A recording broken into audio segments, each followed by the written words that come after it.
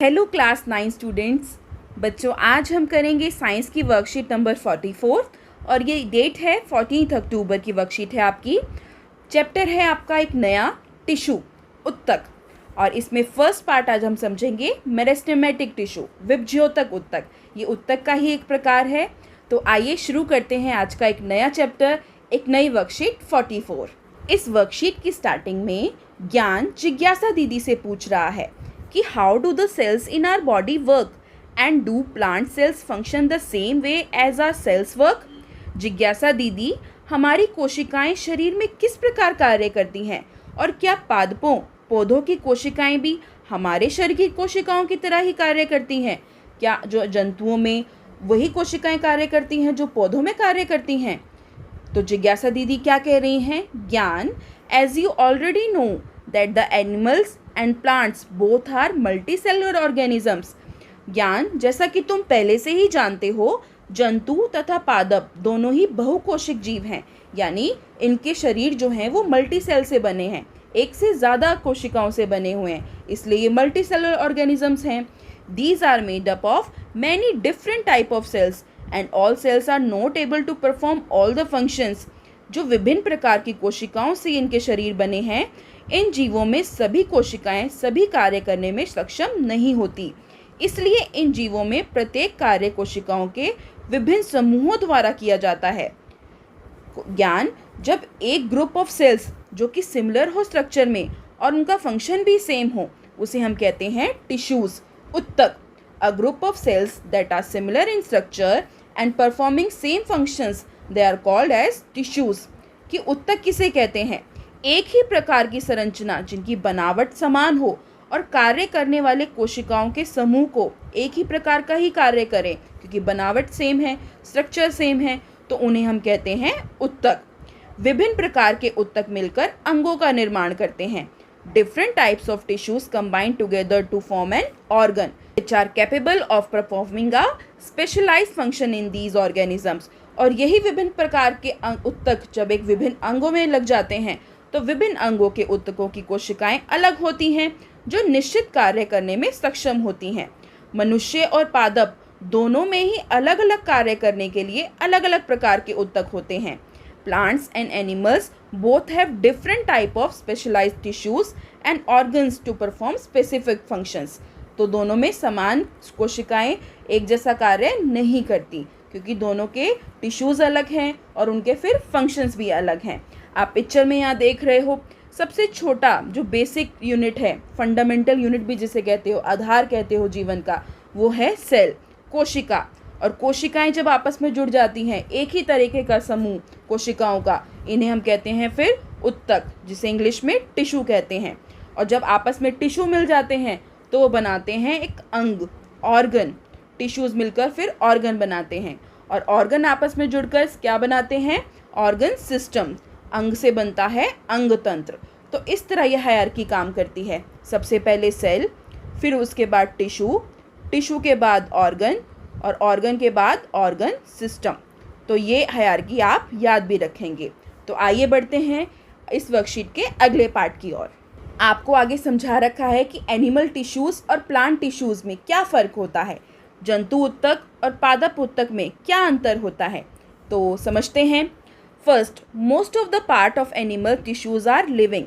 जो जंतु उत्तक होते हैं उनका अधिकांश भाग जीवित होता है, क्योंकि उन्हें चलना फिरना होता है, उन्हें बहुत एनर्जी चाहिए होती है, तो उनका बहुत सारा पार्ट एनिमल टिश्यूज़ का लिविंग, जीवित होता है। दे नीड मोर एनर्जी। उन्हें ऊर्जा की आवश्यकता भी अधिक होती है, ज़्यादा एनर्जी चाहिए होती है। Their growth is balanced and controlled uniform. जो उनकी वृद्धि होती है इनकी कोशिकाओं की, वो भी एक समान होती है और बैलेंस, संतुलित होती है। लेकिन प्लांट्स में ऐसा नहीं होता। प्लांट टिश्यूज़ कैसे होते हैं? Plants do not show locomotion. Plants क्योंकि स्थिर होते हैं, अपनी ही जगह पर खड़े रहते हैं, उन्हें चलना फिरना तो होता नहीं। So most of the tissue in plants are to provide support to the plants. इसलिए इनके अधिकांश उत्तक जो होते हैं वो सहारा देने वाले होते हैं, ताकि इनकी सुरक्षा हो सके, इन्हें सहारा मिल सके खड़े रहने के लिए और अपनी स्थिरता को बनाए रखने के लिए। Most of them are made up of dead cells, thus the growth in plants is restricted to a few parts only. They need less energy. यह उत्तक अधिकतर मृत होते हैं, इसलिए पौधों में वृद्धि भी कुछ ही क्षेत्रों तक सीमित रहती है। सब पार्ट पौधों की वृद्धि नहीं करते, सारे पार्ट से पौधों की ग्रोथ नहीं होती, कुछ ही पार्ट में कैपेबिलिटी होती है कि वहाँ से ग्रोथ हो सके प्लांट्स की। And they need less energy, इन्हें ऊर्जा की आवश्यकता भी जंतु के मुकाबले कम होती है। पौधों में कुछ उत्तक जीवन भर विभाजित होते रहते हैं। कुछ टिश्यूज़ जो होते हैं प्लांट में keep on dividing through out the life of the plant, और इन्हीं टिश्यूज़ को आज हम समझेंगे। प्लांट टिश्यूज़ के दो ग्रुप्स हैं बच्चों, आपने ध्यान से समझना है। प्लांट टिश्यूज़ के दो ग्रुप्स हैं, मेरिस्टेमेटिक टिश्यूज़ और परमानेंट टिश्यूज़। स्थायी उत्तक जिसे परमानेंट टिश्यू कहा गया, और विभज्योतक उत्तक। विभज्योतक नाम में ही आ रहा है विभाजन, जो डिवाइड होता रहेगा, इसे हम कहते हैं मेरिस्टेमेटिक टिश्यू। और जो स्थायी हो गया, जिसके फंक्शन डिफाइंड हो गए, वो हो गया परमानेंट टिश्यूज़। तो आज हम पढ़ेंगे इस वर्कशीट में मेरिस्टेमेटिक टिश्यूज़, विभज्योतक उत्तक। आप पिक्चर भी देख रहे हो, एक प्लांट की पिक्चर दिखा रखी है आपको। इसमें 3 टाइप आप नाम भी देख रहे हो, एपिकल, इंटरकैलरी और लेटरल। शीर्षत विभज्योतक, अंतर्विष्ट विभज्योतक और पार्श्व विभज्योतक, ये 3 टाइप्स हैं इस मेरिस्टेमेटिक टिश्यूज़ के।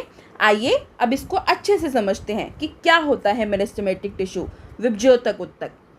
Plants grow through certain specific parts only. पौधे जो वृद्धि करते हैं वो कुछ निश्चित भागों से ही करते हैं, ये नहीं कि कहीं से भी बढ़ते चले जाएंगे। It is due to the presence of the dividing tissues. ये क्यों होता है ऐसा? क्योंकि विभाजित होने वाले उत्तकों के कारण ऐसा होता है। वो उत्तक कुछ स्पेसिफिक पॉइंट्स पे ही पाए जाते हैं, तो वहीं जहाँ ये उत्तक पाया जाएगा वहीं से प्लांट ग्रो करेगा। These type of tissues are called as meristematic tissues. इस प्रकार के उत्तकों को हम विभज्योतक उत्तक कहते हैं, और यह 3 प्रकार के होते हैं। This tissues have the ability to keep on dividing. इनके पास एबिलिटी है ताकि ये डिवाइड हो सकें, हमेशा विभाजित हो सकें। दे आर ऑफ 3 टाइप्स, इनके 3 प्रकार हैं। तो आइए हम एक एक प्रकार समझते हैं। सबसे पहले है बच्चों एपिकल मेरिस्टेम, यानी शीर्षत विभज्योतक। नाम में ही आ रहा है शीर्षत, एपिकल, जो एपेक्स पे होगा, बिल्कुल टॉप पर, शीर्ष पर होगा। तो यह पौधों के जड़ एवं तनों के वृद्धि वाले भाग में विद्यमान होता है, और यह पादपों की लंबाई में वृद्धि करता है। एपिकल कहाँ पाया जाता है? It is present in the growing part of the plants, that is the tips of root and stem, and cause increase in their length. क्योंकि टिप्स पर प्रेजेंट है, ग्रो करेगा, प्लांट की जो जड़ हैं या तने की वृद्धि है वहाँ भागों में विद्यमान होगा, और पौधों की लंबाई में वृद्धि करेगा, उनकी ग्रोथ को इंक्रीज करेगा, लेंथ को इंक्रीज करेगा।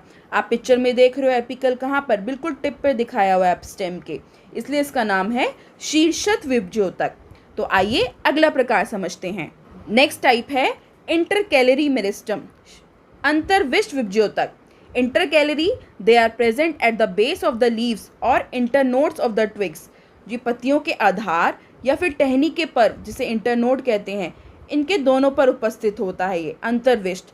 आप पिक्चर में देख रहे हो अंतर्विष्ट, इंटरकैलरी, ये कहाँ है? ये पत्तियों का आधार जो लीफ का बेस होता है यहाँ पर, और टहनी के पर इंटरनोड्स, जो दोनों लीव्स के बेसिस के बीच में जो जगह है, इंटरनोड जिसे कहते हैं, वहाँ पर प्रेजेंट होता है ये अंतर्विष्ट विभज्योतक।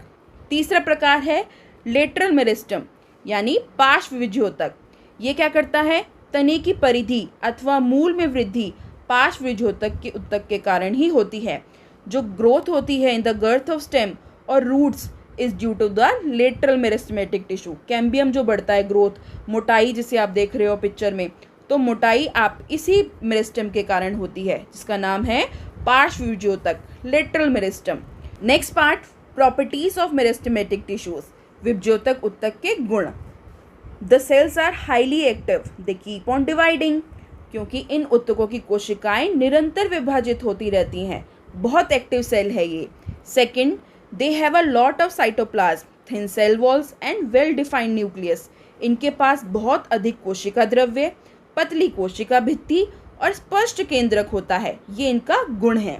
तीसरा, दे डोंट हैव वैक्यूल्स, इनमें रसधानियाँ नहीं होती, यानी कि कुछ भी स्टोर नहीं हो सकता। ये सिर्फ इंक्रीज इन लेंथ, ग्रोथ में हेल्प करते हैं प्लांट को।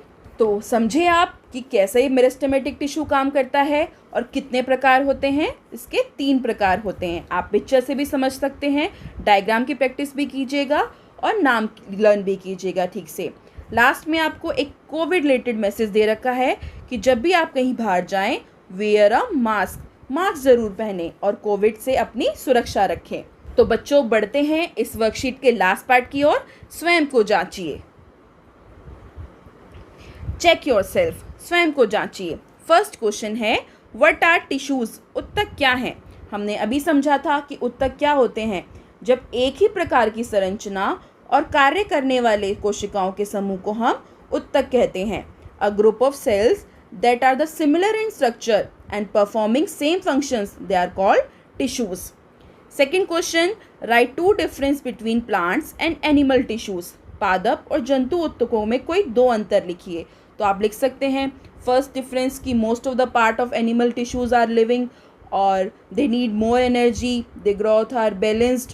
और प्लांट टिश्यूज़ में आप लिख सकते हैं कि पौधे स्थिर रहते हैं, इसलिए इनके अधिकांश उत्तक सहारा देने वाले होते हैं, इनको कम ऊर्जा की आवश्यकता होती है, इनके उत्तक जीवन भर विभाजित होते रहते हैं, कुछ उत्तक ऐसे होते हैं। तो इस तरह आप कोई भी दो डिफरेंस लिख सकते हैं। Third question, what are different types of meristematic tissues, where are they located in plants? विभज्योतक उत्तकों के प्रकार तथा पौधों में उनकी स्थिति दर्शाइए। तो अभी पिक्चर जो हमने समझी थी पौधे की, 3 प्रकार के मेरिस्टेमेटिक टिश्यूज थे, शीर्षत विभज्योतक, अंतर्विष्ट और पार्श्व, एपिकल, इंटरकैलरी और लेटरल। तो आप इस तरह पिक्चर में भी बनाकर इसे शो कर सकते हैं और इनकी डेफिनेशंस या फिर इनके एक एक फंक्शंस भी लिख सकते हैं। Fourth question, what are the characteristics of meristematic tissues? विभज्योतक उत्तकों के कोई दो गुण बताएं। ये तो अभी हमने समझा कि the cells are highly active, they keep on dividing, they have lot of cytoplasm, they don't have vacuoles, कि इन उत्तकों की कोशिकाएं निरंतर विभाजित होती रहती हैं, इनके पास बहुत अधिक कोशिका द्रव्य, पतली कोशिका भित्ति और इनमें रसधानियाँ नहीं होती।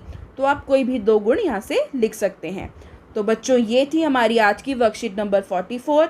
मिलते हैं जल्दी एक नई वर्कशीट 45 के साथ। तब तक stay safe, stay healthy, take care. Thank you dear students.